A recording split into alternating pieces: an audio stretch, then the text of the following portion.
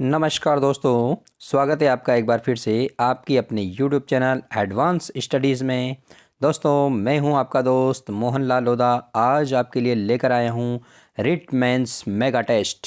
Okay दोस्तों, इसमें देखने वाले हैं हम सामान्य ज्ञान से संबंधित 50 अति महत्वपूर्ण प्रश्न जो कि सारे पाठ्यक्रम से लिए गए हैं। राजस्थान का इतिहास, भूगोल, कला, संस्कृति और राज्य व्यवस्था से। ठीक है दोस्तों, इन प्रश्नों का संपूर्ण विश्लेषण हम करने वाले हैं और ये आपके L1 L2 के साथ साथ राजस्थान अधीनस्थ सेवा चयन बोर्ड और RPSC की सभी परीक्षाओं के लिए बहुत ही उपयोगी साबित होने वाला है दोस्तों।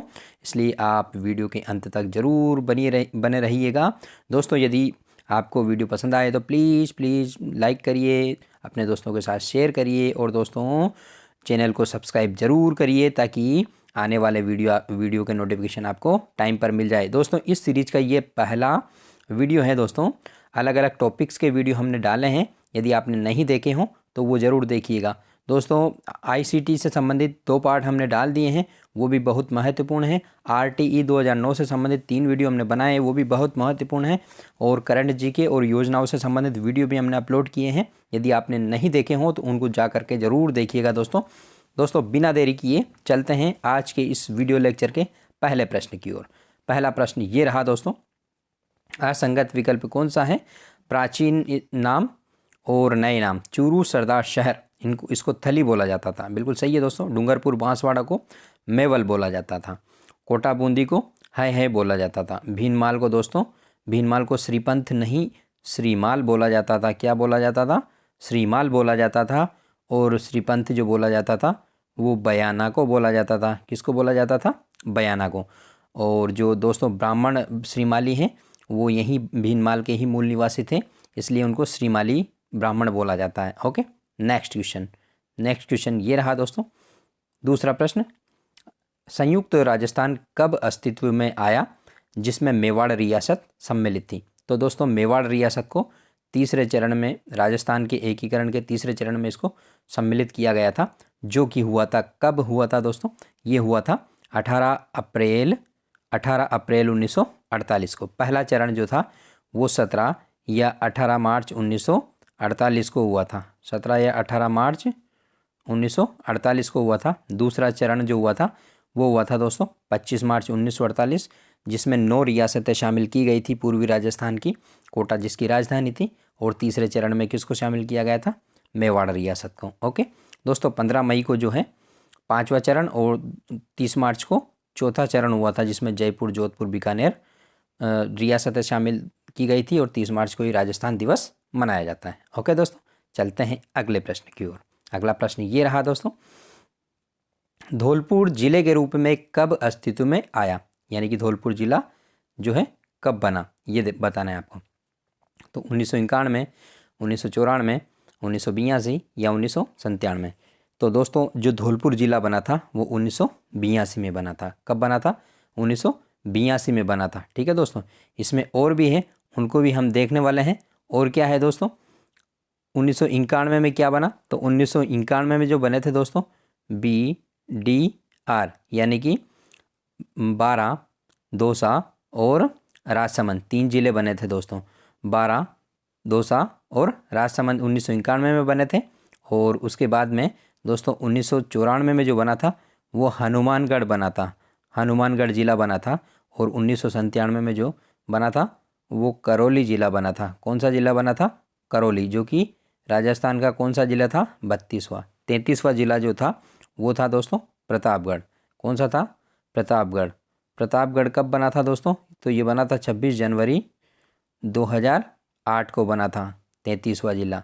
ओके दोस्तों, तो इस प्रकार से एकीकरण के बाद में राजस्थान के जिले बने थे।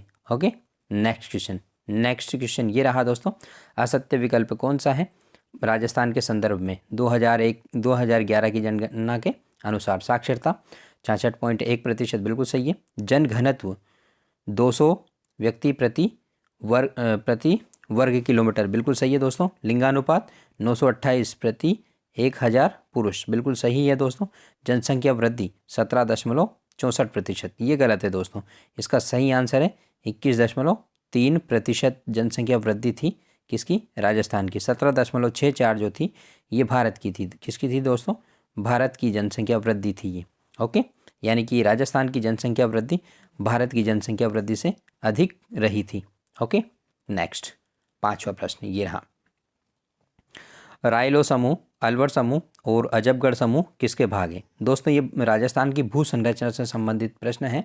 तो ये जो थे ये दिल्ली सुपर समूह से संबंधित थे। किससे? दिल्ली सुपर समूह से संबंधित थे। ओके दोस्तों, नेक्स्ट क्वेश्चन ये रहा दोस्तों। 6ठा प्रश्न, अरावली पर्वत श्रेणी के संदर्भ में कौन सा विकल्प सही नहीं है, यानी कि गलत है? ये मरुस्थलीय प्रदेश के पूर्वी विस्तार को रोकती है, बिल्कुल सही है। ये कार्बोनिफेरस युग से संबंधित है, या यह राजस्थान में जल विभाजक का कार्य करता है, या यह राजस्थान की अधिकांश नदियों का उद्गम स्थल है। तो ये भी सही है दोस्तों, ये भी सही है। ये कार्बोनिफेरस युग से संबंधित नहीं है दोस्तों, ये प्री कैम्ब्रियन युग से संबंधित है। किससे? प्री कैम्ब्रियन युग से, प्री कैम्ब्रियन युग से संबंधित है। कौन? अरावली पर्वतमाला, जो कि दुनिया की सबसे पुरानी पर्वतमाला है, घिसीपिटी अवशिष्ट पर्वतमाला है दोस्तों। ओके, नेक्स्ट प्रश्न ये रहा आपके सामने। असुमेलित विकल्प कौन सा है? तो बताना है पर्वत चोटियाँ और उनकी ऊंचाई के संबंध में। ठीक है दोस्तों, देखिए 7वां प्रश्न, अचलगढ़ 1380, कमलनाथ 1001, लीलागढ़ 869, सज्जनगढ़ 938। तो दोस्तों अचलगढ़ बिल्कुल सही है, कमलनाथ भी बिल्कुल सही है, सज्जनगढ़ भी बिल्कुल सही है। लीलागढ़ की ऊंचाई 869 नहीं है दोस्तों, लीलागढ़ की जो ऊंचाई है ये है दोस्तों, कितनी है? इसकी ऊंचाई है 874 मीटर है दोस्तों। तो फिर 869 किसकी है? तो ये है दोस्तों डोरा पर्वत की। किसकी? डोरा पर्वत की ऊंचाई जो है 869 है। 869 क्या है दोस्तों? 869 डोरा पर्वत की ऊंचाई भी है, और राजस्थान की पूरब से पश्चिम की जो चौड़ाई है वो कितनी है? 869 किलोमीटर। ये भी आपको ध्यान रखना, दो चीज़ें याद हो जाएगी आपको, 869 869।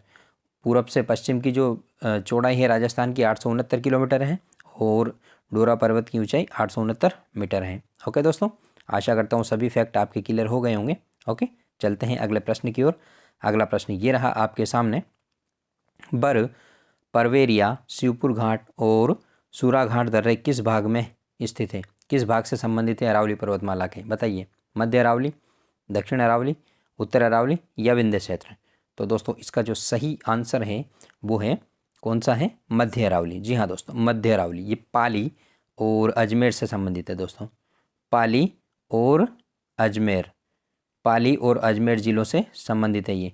पाली और अजमेर ज़िले जो हैं मध्य अरावली में आते हैं। ओके दोस्तों, नेक्स्ट क्वेश्चन ये रहा आपके सामने 9वां प्रश्न। देखिए नदियों से संबंधित प्रश्न है दोस्तों, ये नदियों से संबंधित प्रश्नों को देखिए। अंधेरी, रेतरी, अहेली व कुल्लू किसकी सहायक नदियाँ हैं? बताना है आपको। किसकी है? माही की, काली सिंध की, या पार्वती की, या गंभीरी की? तो दोस्तों ये सही, इसका सही आंसर है पार्वती नदी। जी हाँ दोस्तों, पार्वती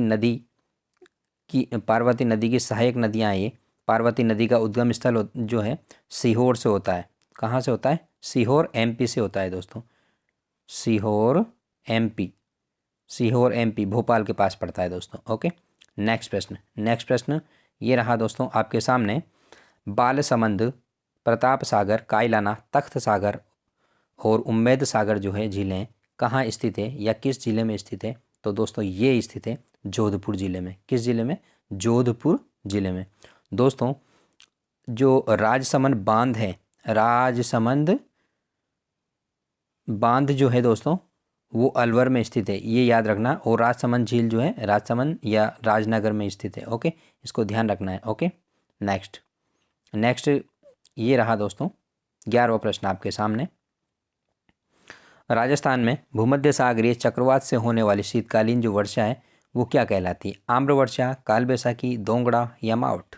तो दोस्तों इसका सही जो आंसर है वो है मावठ। जी हाँ दोस्तों, मावठ इसका सही आंसर है, जो कि रबी की फसल के लिए बहुत ज़्यादा लाभदायक होती हैं। ओके, नेक्स्ट 12वां प्रश्न ये रहा, मुख्यमंत्री जल स्वावलंबन अभियान कब प्रारंभ किया? तो दोस्तों ये जो प्रारंभ किया था, कब प्रारंभ किया था? 2016 में। 2016 में कब? 27 जनवरी 2016 में झालावाड़ ज़िले से इसको प्रारंभ किया था। उस टाइम पे मुख्यमंत्री जो थी वो वसुंधरा राजे थी। ओके, तो 2016 में मुख्यमंत्री जल स्वावलंबन अभियान प्रारंभ किया था। ओके, नेक्स्ट 13वां प्रश्न ये रहा। डूंगरपुर, बांसवाड़ा और प्रतापगढ़ जिले कोपेन के किस जलवायु श्रेणी में आते हैं? बताइएगा आप दोस्तों। 13वें प्रश्न का आंसर क्या होगा? तो इसका सही आंसर है जो दोस्तों दक्षिण पूर्वी जो क्षेत्र है कोपन के वर्गीकरण के अनुसार AW में आता है। पूर्वी क्षेत्र जो है CWG में आता है और जो उत्तर पश्चिम क्षेत्र है BWHW में आता है। और दोस्तों जो अर्ध मरुस्थल और अरावली का पश्चिमी भाग है वो BWHW में आता है। BWHW में आता है दोस्तों उत्तरी पूर्वी क्षेत्र, जिसमें जैसलमेर, बीकानेर, हनुमानगढ़, गंगानगर वगैरह आते हैं। और BWHW इसमें आता है। और BSHW जो आता है ये आता है अर्धशुष्क मरुस्थल और पश्चिमी अरावली प्रदेश वाले जिले जो हैं BSHW में आते हैं। ओके, तो इस क्वेश्चन का आंसर है जो दोस्तों क्या हो जाएगा? AW। जी हाँ, AW दक्षिणी पूर्वी राजस्थान, जिसमें झालावाड़, कोटा, बूंदी, बारां और डूंगरपुर, बांसवाड़ा, प्रतापगढ़ जिले आते हैं इसमें। ओके, नेक्स्ट क्वेश्चन ये रहा दोस्तों आपके सामने। अमृता देवी पुरस्कार किस क्षेत्र में कार्य हेतु दिया जाता है? पता होगा आपको दोस्तों। अमृता देवी जिसने कि अपना बलिदान दिया था, किस लिए दिया था? तो उसी लिए अमृता देवी के नाम से पुरस्कार दिया जाएगा। उद्योगों के विकास हेतु, सामाजिक सेवा हेतु, साहित्य उन्नति हेतु या वन एवं वन्य जीव संरक्षण हेतु? तो इसका यही आंसर है दोस्तों, वन एवं वन्य जीव संरक्षण हेतु। कमेंट करके बताइए मुझे कि अमृता देवी जो थी वो कौन थी और इन्होंने जो है कहाँ पर वृक्षों को बचाते हुए अपने प्राण दिए थे। ठीक है दोस्तों, जिसमें 363 स्त्री पुरुष मारे गए थे। ओके, नेक्स्ट 15वां प्रश्न। लाल लोमी मृदा राजस्थान के कौन से जिलों में मिलती है? बताइएगा। तो दोस्तों इसका जो सही आंसर है लाल लोमी मृदा जो है वो मिलती है डूंगरपुर और बांसवाड़ा जिलों में। डूंगरपुर और बांसवाड़ा जिलों में। ठीक है, नेक्स्ट 16वां प्रश्न ये रहा दोस्तों आपके सामने। कौन सा बांध झालावाड़ जिले में नहीं है? कौन सा बांध जो है झालावाड़ जिले में नहीं है? कालीखाड़ बांध, छापी बांध, गागरीन बांध, तीनों ही है दोस्तों। इसके अलावा भीम सागर बांध भी है, यहाँ पर हरिश्चंद्र सागर बांध भी है और भी कई सारे बांध हैं। तो इसमें कौन सा नहीं है दोस्तों? सावन भादो कहाँ स्थित है दोस्तों? ये कोटा में स्थित है। कहाँ है? सावन भादो कोटा में। ओके, नेक्स्ट प्रश्न ये रहा दोस्तों 17वां प्रश्न। बताइएगा, राजस्थान में national research centre for arid horticulture कहाँ स्थित है? तो दोस्तों ये बिछवाल बीकानेर में स्थित है। कहाँ स्थित है? बिछवाल बीकानेर में। दोस्तों ये भारत सरकार का उपक्रम है और ये यहाँ स्थापना से पहले हिसार में था। इसको 2000 में, कब? 2000 में जो है बिछवाल बीकानेर में स्थानांतरित कर दिया गया था। ओके, यहीं ये वर्तमान स्वरूप में 2000 से संचालित है। ओके दोस्तों, नेक्स्ट प्रश्न ये रहा दोस्तों 18वां प्रश्न। राष्ट्रीय सरसों अनुसंधान संस्थान सेवर जो कि भरतपुर जिले में है, इसकी स्थापना कब की गई? तो दोस्तों इसकी जो स्थापना है वो 20 अक्टूबर 1993 में की गई। कब? 20 अक्टूबर 1993 में की गई। ओके, इसको याद रखिएगा दोस्तों, कब की गई? 20 अक्टूबर 1993 में। तो दोस्तों 22 अप्रैल 2000 में किसकी स्थापना की? ये तबीजी अलवर में जो राष्ट्रीय बीजीय अनुसंधान संस्थान है उसकी स्थापना की गई थी। और 1959 में जो है दोस्तों ये काजरी की स्थापना की थी। किसकी? काजरी की स्थापना की थी। ठीक है, याद रखना इसको दोस्तों। 2 अक्टूबर 1959 को एक और काम हुआ था राजस्थान में। नागौर जिला है, नागौर जिला का बगदरी गांव है, यहाँ पर जवाहरलाल नेहरू ने पंचायत राज संस्थान का उद्घाटन किया था। राजस्थान ही नहीं संपूर्ण भारत की पहली पंचायत थी बगदरी गांव। ओके, देखते हैं अगला प्रश्न। 19वां प्रश्न ये रहा। मराठों का सर्वप्रथम राजनीतिक हस्तक्षेप की बात हो रही है दोस्तों। राजनीतिक हस्तक्षेप किस रियासत में हुआ? तो ये हुआ था बूंदी में। जी हाँ दोस्तों, बूंदी में हुआ था। जबकि इन्होंने राजस्व वसूल जो चौथ और सरदेशमुखी वसूल किया था वो मेवाड़ से वसूल किया था। यहाँ राजनीतिक हस्तक्षेप की बात हो रही तो उसमें बूंदी आएगा। ठीक है, यदि प्रश्न इस प्रकार से होता कि मराठों ने सर्वप्रथम किस रियासत से चौथ वसूल किया तो फिर उसका आंसर मेवाड़ हो जाता। ओके, समझिएगा दोस्तों इसको, है ना। नेक्स्ट, अगर आपके प्रश्न इस प्रकार से आए कि मराठों का हस्तक्षेप किस रियासत में नहीं रहा, तो इसका जैसलमेर हो जाएगा और बीकानेर हो जाएगा। जैसलमेर और बीकानेर रियासत में इनका हस्तक्षेप नहीं था। ठीक है, नेक्स्ट 20वां प्रश्न, बीकानेर राज्य में सर्वप्रथम शक्ति पृथक्करण का सिद्धांत कब लागू किया और किसने लागू किया? तो दोस्तों इसका सही आंसर जो है वो गंगा सिंह ने 1910 में लागू किया गया था। शक्ति पृथक्करण, मंत्रिमंडल वगैरह, कार्यपालिका, न्यायपालिका वगैरह अलग अलग स्थापित इन्होंने कर दी थी। ओके, नेक्स्ट प्रश्न, बहुत प्रगतिशील सोच वाले थे लेकिन प्रतिक्रियावादी भी थे। अपने राज्य में किसी भी प्रकार की कोई राजनीतिक गतिविधियां ये नहीं होने देते थे। माघाराम वैद्य ने कलकत्ता में जाकर के बीकानेर प्रजामंडल की स्थापना करी थी। नेक्स्ट प्रश्न, निम्नलिखित को कालक्रमानुसार व्यवस्थित कीजिए, बताना है दोस्तों। तो मारवाड़ सेवा संघ है दोस्तों, इसकी स्थापना कब हुई थी? 1920 में हुई थी। मारवाड़ हितकारिणी सभा है, उसकी स्थापना 1923 में हुई थी। कब हुई थी? 1923 में। मारवाड़ यूथ लीग की स्थापना हुई थी 1931 में। और मारवाड़ लोक परिषद की स्थापना 1938 में हुई थी। तो 1, 2, 3, 4 इसका सही विकल्प हो जाएगा पहला वाला है दोस्तों इसमें जो है थोड़ा सा देखना है आप। 1923 में मारवाड़ हितकारिणी सभा की स्थापना चांदमल सुराणा ने की थी। किसने? चांदमल सुराणा ने की थी। ठीक है, ये याद रखना। और दोस्तों जो मारवाड़ लोक परिषद है, मारवाड़ लोक परिषद की स्थापना जो की थी वो की थी रणछोड़ गट्टानी ने। किसने? रणछोड़ गट्टानी ने। इसको ध्यान रखिएगा आप। ठीक है दोस्तों, रणछोड़ गट्टानी ने किसकी स्थापना की थी? मारवाड़ लोक परिषद में। तो इस क्वेश्चन का आंसर जो है वो क्या हो जाएगा दोस्तों? 1, 2, 3, 4। ओके, इसकी स्थापना का वर्ष जरूर ध्यान रखिएगा दोस्तों। 1920, 1923, 1931, 1938। ओके, 1920, 23, 31 और 1938 क्रमशः। ओके, इसको ऐसे याद रख लेना है दोस्तों, जैसे सेवा ही यूथ लो, सेवा ही यूथ लोग। ओके, सेवा ही यूथ लोग। ओके, इस तरीके से क्रमशः आपसे कभी भी पूछा जा सकता है। ओके, नेक्स्ट, ये रहा आपके सामने 22वां प्रश्न, किस काल के जुते हुए खेत के अवशेष मिले हैं? ओके, किस काल के जुते हुए खेत के अवशेष मिले हैं? कहाँ पर मिले थे दोस्तों? इसमें एक शब्द छूट गया है, कालीबंगा। ओके, इसको आप ध्यान रखना, कालीबंगा में मिले हैं जुते हुए खेत के अवशेष।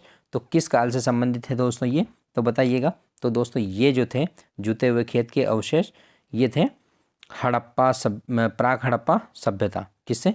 प्राक हड़प्पा सभ्यता से संबंधित रखते थे दोस्तों। ये लगभग 2900 BC, बिफोर क्राइस्ट, 2900 ईस्वी पूर्व के अवशेष थे दोस्तों। ओके, और यहाँ आड़ी तिरछी लाइनों के अवशेष मिले हैं जो कि दोहरे जुते हुए खेत के अवशेष थे। ओके, कहाँ? कालीबंगा में। कालीबंगा की जो सभ्यता है उसकी खोज किसने की थी? अमलानंद घोष ने। ओके, नेक्स्ट प्रश्न ये रहा दोस्तों आपके सामने 23वां प्रश्न, प्रताप को समझाने के लिए अकबर द्वारा भेजे गए शिष्टमंडलों का क्रम बताइए। तो इसका सही जो है दोस्तों, सबसे पहले जलाल खां को भेजा था। किसको? जलाल खां को। फिर मान सिंह को भेजा था। फिर भगवंत दास को भेजा था और फिर टोडरमल को भेजा था। तो इस हिसाब से ये क्या हो जाएगा? ये नंबर 1 हो जाएगा जलाल खां, फिर मान सिंह 2 नंबर हो जाएगा, फिर भगवंत दास 3 नंबर हो जाएगा और टोडरमल 4 नंबर हो जाएगा। तो इसका सही आंसर हो जाएगा जो क्या हो जाएगा? 1, 3, 2, 4। 1, 3, 2, 4। 1, 3, 2, 4 किस में है?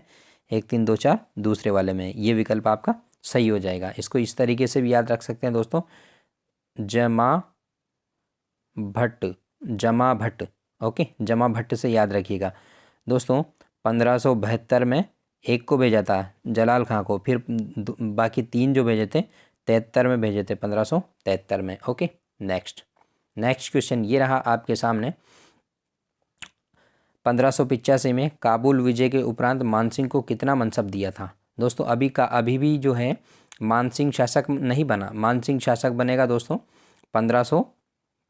नेवासी में, 1589 में शासक बनेगा। इससे पहले ये न इसने बहुत कारनामे कर दिए, तो इसको इस मनसब दिया था काबुल विजय के बाद में वो 5,000 जात और 5,000 सवार का मनसब दिया था। लास्ट में तो इसका 7,000 जात और 7,000 सवार हो गया था दोस्तों, ठीक है ना, इसको याद रखिएगा। और ये जो शासक रहे थे 1589 से लगा करके 1614 तक रहे थे, जबकि अकबर की जो मृत्यु है वो 1605 ईस्वी में हो गई थी। ठीक है दोस्तों, चलते हैं अगले प्रश्न की ओर। अगला प्रश्न ये रहा दोस्तों, जो मानसिंह थे इसने भंवर, कुंवर और शासक के रूप में, तीनों ही रूप में मुगलों की सेवा की। एकमात्र राजस्थान का शासक था जिसने भंवर, कुंवर और शासक के रूप में मुगलों की सेवा की है। अकबर की भी सेवा की है तीनों रूप में, ठीक है ना। नेक्स्ट प्रश्न ये रहा दोस्तों आपके सामने, 25वां प्रश्न, हुरडा सम्मेलन कब आयोजित किया गया था? तो दोस्तों मराठों का राजस्थान में हस्तक्षेप रोकने के लिए, मराठों का जो हस्तक्षेप था उसको रोकने के लिए दोस्तों जो भीलवाड़ा है उसका एक जगह है हुरडा, वहाँ पर 17 जुलाई 1734 को हुरडा सम्मेलन आयोजित किया गया था। और इसमें जयपुर के सवाई जय सिंह द्वितीय जो था उसका विशेष योगदान था, लेकिन इसका जो अध्यक्ष बनाया था वो किसको बनाया था? मेवाड़ के जगत सिंह द्वितीय को बनाया गया था। किसको? जगत सिंह सेकंड को बनाया गया था। ठीक है, याद रखिएगा दोस्तों। राजस्थान सहित मालवा के भी शासकों ने इसमें भाग लिया था। इसके बाद में अगले वर्ष जो है रामपुर में वापस एक सम्मेलन आयोजित करने का निर्णय लिया गया था, लेकिन आपसी मतभेद के कारण ये योजना जो है सफल नहीं हो पाई थी। नेक्स्ट 26वां प्रश्न ये रहा, 11 जून 1665 में पुरंदर की संधि किन के मध्य हुई थी? तो दोस्तों बताइएगा किन के मध्य हुई थी पुरंदर की संधि? ये हुई थी दोस्तों शिवाजी और जय सिंह द्वितीय के मध्य, शिवाजी और जय सिंह द्वितीय के मध्य। जिसके बाद में जो है शिवाजी को समझा बुझा करके जय सिंह द्वितीय आगरा ले आए थे। और आगरा में जो है दोस्तों, आगरा का जो जयपुरी महल था उसमें शिवाजी को रखा गया था, जहाँ से वो चकमा दे करके भाग निकले थे। ओके, नेक्स्ट 27वां प्रश्न ये रहा आपके सामने, 1931 में भोजी लंबरदार ने किस किसान आंदोलन का नेतृत्व किया? तो दोस्तों इसका सही आंसर है भरतपुर किसान आंदोलन। भोजी लंबरदार किससे संबंधित थे? तो ये थे भरतपुर किसान आंदोलन। किससे संबंधित थे दोस्तों? भरतपुर किसान आंदोलन से संबंधित थे। ओके, याद रखिएगा, इसको बहुत सी परीक्षाओं में पूछा गया है, फॉरेस्ट गार्ड में आया था अभी जस्ट पहले। ओके, नेक्स्ट प्रश्न 28वां, गांधी जी ने किसे डायरिज्म डबल डेस्टिल्ड यानी कि दोहरी डायर चाहिए इसकी संज्ञा दी? तो इसका सही आंसर है दोस्तों क्या है? नीमूचना हत्याकांड। नीमूचना हत्याकांड किससे संबंधित है? कौन से जिले में था ये? अलवर में। कौन से जिले में? अलवर में। कब हुआ था? तो 1925 में हुआ था। कब हुआ था दोस्तों? 1925 में हुआ था, 14 मई 1925। 14 मई 1925 में हुआ था। कौन सा? नीमूचना हत्याकांड, जिसमें दोस्तों लगभग 250 लगभग 250 लोग गोलीकांड में मारे गए थे। ओके, छज्जू सिंह ने गोलियां चलाने का आदेश दे दिया था। ठीक है, नेक्स्ट प्रश्न ये रहा 29वां प्रश्न, राजस्थान सरकार द्वारा 16वां कंजर्वेशन रिजर्व घोषित किया गया। किसको घोषित किया गया? तो दोस्तों इसका आंसर जो है वो है रणखार। रणखार कहाँ स्थित है? जालौर में स्थित है। दोस्तों इसमें एक और नया नाम आया है Amagarh. Amagarh leopard safari park बनाया गया है दोस्तों, कहाँ पे? अजमेर में। इसको याद रखना है आपको। ठीक है, बाकी सुंदा माता और रामगढ़ विषधारी बूंदी ये तो पहले से ही आपको ध्यान होगा। सुंदा माता भालुओं के लिए है, ओके, और रामगढ़ विषधारी बूंदी जो है दुगारी में है, बूंदी में। ठीक है, नेक्स्ट दोस्तों रणखार जितेंद्र कुमार सोनी जो कि अभी वर्तमान में अलवर जिला कलेक्टर हैं, उनकी रचना का नाम भी है। ओके, 30वां प्रश्न ये रहा, अशोक के भाब्रू शिलालेख की खोज जो है किसने की थी? तो इसकी खोज की थी वो कैप्टन बर्ट ने। कब की थी दोस्तों? तो ये की थी 1837 में की थी। कब की थी? 1837 में कैप्टन बर्ट ने। ओके, नेक्स्ट दोस्तों जो अशोक का भाब्रू शिलालेख है ये वर्तमान में कलकत्ता संग्रहालय में है। कहाँ स्थित है? कभी भी प्रश्न पूछा जा सकता है, तो ये कलकत्ता संग्रहालय में है अभी। ओके, नेक्स्ट 31वां प्रश्न है, धौलपुर में किसके नेतृत्व में आर्य समाज ने स्वशासन आंदोलन चलाया था? बताइएगा दोस्तों। तो इसका जो सही आंसर है दोस्तों वो है स्वामी श्रद्धानंद। जी हाँ, स्वामी श्रद्धानंद के नेतृत्व में धौलपुर में आर्य समाज ने स्वशासन आंदोलन चलाया था। ओके, नेक्स्ट प्रश्न, प्रजामंडल आंदोलन के दौरान चलाया था दोस्तों। 32वां प्रश्न ये रहा, भारत विलय समझौते पर हस्ताक्षर करने वाले राजस्थान के अंतिम शासक जो थे वो कौन थे? तो दोस्तों इसका जो सही आंसर है वो है धौलपुर। धौलपुर के जो उदयभान सिंह जी थे, इन्होंने 14 अगस्त को हस्ताक्षर किए थे विलय पत्र पर। कब? 14 अगस्त 1947 को किया था दोस्तों। और सबसे पहले जो किया था शार्दुल सिंह बीकानेर के थे, इन्होंने 7 अगस्त को किया था। 7 अगस्त 1947 को किया था शार्दुल सिंह बीकानेर वालों ने। ओके, और चंद्रवीर सिंह जी ने तो एक बात कही थी कि मैं मेरे डेथ वारंट पर हस्ताक्षर कर रहा हूं, जब विलय पत्र पर हस्ताक्षर किए थे तब। ओके, याद रखिएगा। नेक्स्ट 33वां प्रश्न, राजपूताना शब्द सर्वप्रथम लिखित प्रमाण किस पुस्तक में मिलता है? लिखित प्रमाण मिलता है दोस्तों ये military memoirs of George Thomas. Military memoirs of George Thomas में मिलता है दोस्तों। ये दोनों कृतियाँ जो है दोस्तों कर्नल जेम्स टोड की है, और ये जो इसमें जो है राजस्थान शब्द मिलता है ए और बी में, इनमें राजस्थान शब्द मिलता है, जबकि राजपूताना पूछा है दोस्तों। तो ये military memoirs of mister George Thomas जो है इसमें मिलता है राजपूताना। ओके, नेक्स्ट प्रश्न ये रहा दोस्तों आपके सामने 34वां प्रश्न, चित्रकला से संबंधित है। डालू राम किस चित्रकला शैली से संबंधित है? तो डालू राम जो है दोस्तों कोटा चित्र शैली से संबंधित है। दोस्तों कोटा चित्र शैली में जो उमेश सिंह द्वितीय थे, उमेश सिंह द्वितीय के समय कोटा चित्र शैली का बहुत विकास हुआ, और उमेश सिंह द्वितीय के टाइम पे जो है शिकार के चित्र विशेष रूप से बने। ओके, और कोटा में नीले रंगों का विशेष रूप से प्रयोग हुआ है, और कोटा चित्र शैली है वो शिकार चित्र शैली के नाम से भी जाना जाता है, जबकि बूंदी चित्र शैली है वो जानी जाती है किस नाम से? पशु पक्षियों की चित्रशैली। ओके, नेक्स्ट 35वां प्रश्न, तुंगा युद्ध कब हुआ? बताइएगा दोस्तों। तुंगा का जो युद्ध है वो कब हुआ?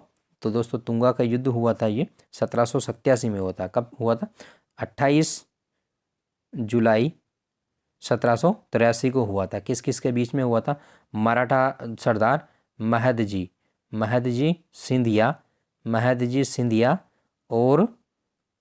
सिंधिया और जयपुर का शासक था दोस्तों सवाई प्रताप सिंह थे, और इनका जो साथ दिया था वो मारवाड़ के विजय सिंह ने दिया था। मारवाड़ के विजय सिंह, और इनके साथ में मुगल सेना भी थी। ठीक है दोस्तों, इसमें महदजी जो सिंधिया थे ये पराजित हुए थे। ठीक है दोस्तों, नेक्स्ट प्रश्न देखते हैं दोस्तों। 36वां प्रश्न ये रहा, राजस्थान की थर्मोपल्ली और मैराथन दोनों अलग अलग है दोस्तों। तो जो मेवाड़ की जो थर्मोपल्ली है वो हल्दीघाटी युद्ध को कहा जाता है, और दिवेर युद्ध को क्या कहा जाता है? मैराथन कहा जाता है दोस्तों। मेवाड़ का मैराथन जो है दिवेर युद्ध को कहा जाता है, और मेवाड़ की थर्मोपल्ली हल्दीघाटी युद्ध को कहा जाता है। ओके, दोनों को याद रखिएगा। दिवेर युद्ध 1582 में हुए थे। कब? 1582 में। और हल्दीघाटी हुए थे 1576 में हुए थे। दोनों को याद रखिएगा। ठीक है, नेक्स्ट प्रश्न 37वां प्रश्न ये रहा आपके सामने, आभूषण से संबंधित। तिमड़िया आभूषण है, कहाँ का है दोस्तों? तो तिमड़िया जो है दोस्तों गले का आभूषण है। कहाँ का है? गले में पहना जाता है दोस्तों। ओके, नेक्स्ट प्रश्न ये रहा 38वां, सबसे पहले दयानंद सरस्वती का राजस्थान में आगमन हुआ कहाँ हुआ था दोस्तों? आपको बताना है। तो इसका सही आंसर है दोस्तों करौली रियासत में। कहाँ? करौली रियासत में। कब आए थे? 1865 में आए थे। करौली का जो शासक था उस समय कौन था? मदन पाल के शासनकाल में आए थे। इनके बुलाने पर, या इन्होंने इनको निमंत्रण दिया था, तब ये करौली के अतिथि के रूप में आए थे दोस्तों। ठीक है, नेक्स्ट आप मुझे कमेंट करके बताइए कि जो दयानंद सरस्वती है उन्होंने कौन सा ग्रंथ लिखा और कौन से समाज की स्थापना की। ओके, नेक्स्ट प्रश्न, बोलाई संबंधित है, किन से संबंधित है? तो दोस्तों बोलाई जो है भीलों से संबंधित है। भील जाति जो है मेवाड़ क्षेत्र में जो व्यापारी लोग गुजरते थे, व्यापारी या तीर्थयात्री जो भी गुजरते थे उनसे एक कर लिया जाता था, जो उनके जान माल की सुरक्षा के लिए लिया जाता था, उसको बोलाई कर बोलते थे और ये भीलों द्वारा लिया जाता था। ओके, जिससे ये वांछित स्थान तक उनको पहुंचा देते थे। ओके, बिना किसी हानि के। ओके, 40वां प्रश्न ये रहा। सर्वाधिक जनसंख्या वाले ज़िले बताना है दोस्तों। सर्वाधिक जनसंख्या वाले ज़िले बतानी है कौन कौन से हैं। तो इसका जो सही आंसर है दोस्तों, जयपुर, जोधपुर और अलवर। जी हाँ दोस्तों, जयपुर, जोधपुर और अलवर जो है राजस्थान के अवरोही क्रम में सबसे ज़्यादा जनसंख्या वाले ज़िले हैं। जयपुर, जोधपुर, अलवर, और एक और नाम आता तो फिर नागौर हो जाता दोस्तों। चौथे नंबर कौन है? नागौर। जयपुर, जोधपुर, अलवर और नागौर। और सबसे कम जनसंख्या किसकी है दोस्तों? कमेंट करके बताइए मुझे किसकी है सबसे कम जनसंख्या जो है राजस्थान में? जैसलमेर की है। ओके, नेक्स्ट 41वां प्रश्न ये रहा आपके सामने दोस्तों। सौर ऊर्जा उत्पादन में राजस्थान का कौन सा स्थान है? तो सौर ऊर्जा बहुत बड़ा एरिया जो है ऐसे ही पड़ा है, तो सोलर प्लांट लगाएंगे खूब सारे राजस्थान में। ओके, जैसा कि इस प्रश्न में बहुत सारी जगह खाली है, ऐसे ही इसमें सोलर प्लांट लगा दिए बहुत सारे। तो दोस्तों इस तरीके से राजस्थान का जो है सौर ऊर्जा उत्पादन में कौन सा स्थान हो जाएगा? पहला स्थान। तो सौर ऊर्जा उत्पादन में राजस्थान का कौन सा स्थान है? पहला। कमेंट करके बताइए मुझे कि पवन ऊर्जा उत्पादन में राजस्थान का कौन सा स्थान है। ओके, नेक्स्ट, छाजू सिंह किस किसान आंदोलन से संबंधित थे? तो दोस्तों पहले भी चर्चा की हमने, ये अलवर किसान आंदोलन से संबंधित थे। ओके, छाजू सिंह अलवर किसान आंदोलन से संबंधित थे दोस्तों। ओके, नेक्स्ट प्रश्न देखते हैं दोस्तों। अगला प्रश्न 43वां प्रश्न ये रहा। कौन सी राजस्थान ऐतिहासिक रचना संस्कृत में है? राजस्थानी जो ऐतिहासिक रचना है वो संस्कृत में है, संस्कृत भाषा की बात हो रही है। तो ये है दोस्तों पृथ्वीराज विजय। जी हाँ दोस्तों, पृथ्वीराज विजय जो है संस्कृत भाषा में लिखित है। ओके, ये याद रखना। पृथ्वीराज विजय किसने लिखी? तो जयानक भट्ट ने लिखी, कुवलयमाला उद्योतन सूरी ने, पृथ्वीराज राजसो चंद्रबरदाई ने। ओके, याद रखिएगा। नेक्स्ट 44वां, जैन प्राचीन ग्रंथ भंडार कहाँ स्थित है? तो ये स्थित है दोस्तों कहाँ? अजमेर, बीकानेर, जैसलमेर या उदयपुर। तो ये इसका सही आंसर है, वो है जैसलमेर। जैसलमेर दुर्ग में है दोस्तों। ठीक है, जिनभद्र सूरी प्राचीन ग्रंथ भंडार, इसका पूरा नाम ये है। ओके, 45वां प्रश्न ये रहा दोस्तों। सकतरासो किसकी रचना है? जी हाँ दोस्तों, सकतरासो जो है किसकी रचना है? सकतरासो किसकी रचना है आपको बताना है। तो दोस्तों ये है गिरधर आसिया की, गिरधर आसिया की है दोस्तों। कायम खां रासो जो रचना है वो जान कवि की है। जोधराज की जो है हम्मीरायण है, हम्मीरायण जो है वो किसकी है? जोधराज की। कायम खां रचना है दोस्तों जान कवि की। ओके, इसको ध्यान रखिएगा। लेकिन सकतरासो है वो किसकी है? गिरधर आसिया की। ओके, नेक्स्ट प्रश्न ये रहा दोस्तों आपके सामने। बागोर किस काल से संबंधित है? बागोर जो प्राचीन स्थल है वो किस काल से संबंधित है? तो ये है मध्य पाषाण काल से। लगभग दोस्तों 5000 BC का स्थल है और यहाँ से पशुपालन के प्राचीनतम अवशेष मिले हैं राजस्थान में। आदमगढ़ मध्य प्रदेश और जो बागोर, यहाँ से बागोर जो राजस्थान है भीलवाड़ा में, यहाँ से पशुपालन के प्राचीनतम अवशेष प्राप्त हुए हैं अखिल भारतीय स्तर पर। ओके, याद रखिएगा। नेक्स्ट 47वां प्रश्न ये रहा। अंतर्राष्ट्रीय स्पर्धाओं में स्वर्ण पदक जीतने पर राजस्थान सरकार द्वारा खिलाड़ियों को कितनी राशि प्रदान की जाती है? तो दोस्तों इसका जो सही आंसर है, स्वर्ण पदक जीतने वालों को 3 करोड़ और रजत पदक जीतने वालों को 2 करोड़ और इसके अलावा जो ब्रोंज पदक, कांस्य पदक जीतने वालों को 1 करोड़ की राशि दी जाती है दोस्तों। 3 करोड़, 2 करोड़ और 1 करोड़।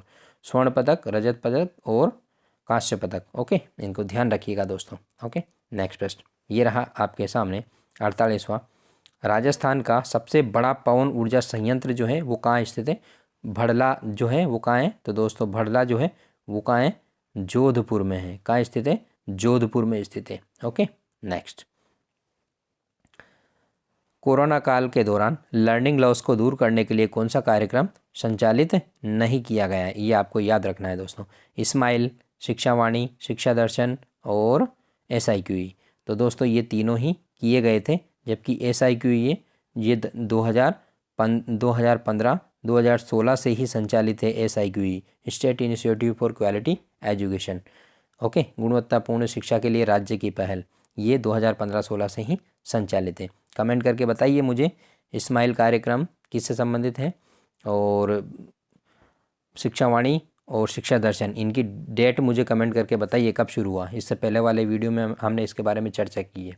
नेक्स्ट 50वां प्रश्न और लास्ट प्रश्न, 73वां संविधान संशोधन विधेयक जो है किससे संबंधित है, बताइएगा। नगरीय स्थानीय स्वशासन, ग्रामीण स्थानीय स्वशासन, या RTE 2009, या राजस्थान में विधान परिषद का गठन। तो दोस्तों इसका जो सही आंसर है वो है ग्रामीण स्थानीय स्वशासन। कब कब ये दोस्तों कब हुआ था 73वां संविधान संशोधन, तो ये हुआ था 1992 में। और 74वां संविधान संशोधन था वो था नगरीय स्थानीय स्वशासन से संबंधित, और ये 1993 में बना था। ठीक है, आशा करता हूँ आज के जो सारे प्रश्न हैं 50 के 50 ही प्रश्न आपको समझ में आए होंगे। यदि दोस्तों प्रश्न समझ में आए तो प्लीज़ चैनल को सब्सक्राइब ज़रूर करिए और वीडियो को अपने दोस्तों के साथ शेयर करिए, वीडियो को लाइक करिए। थैंक यू दोस्तों, पढ़ते रहिए। Okay, thank you. आज के लिए इतना ही, मिलते हैं अगले वीडियो में।